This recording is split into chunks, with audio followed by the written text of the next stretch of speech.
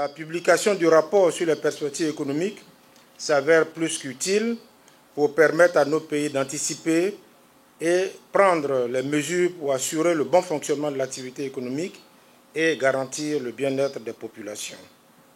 Ainsi, les analyses contenues dans ce rapport sur les perspectives économiques régionales intitulé « Une reprise timide et coûteuse » viennent à point nommé.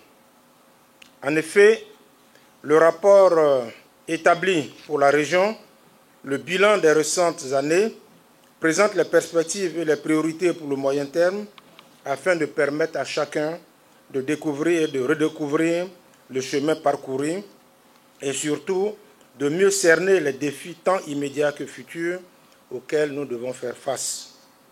Il met en lumière une croissance économique qui redécolle dans la majorité des pays après presque 4 années de chocs successifs, mais aussi relève les coûts budgétaires et financiers importants liés à cette croissance.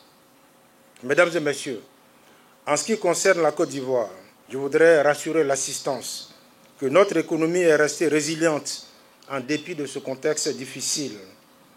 En effet, après avoir connu une croissance de 0,7% en 2020, pendant que la plupart des pays entraient en récession, la croissance économique a atteint 7,1% en 2021, 6,2% en 2022 et 6,5% en 2023.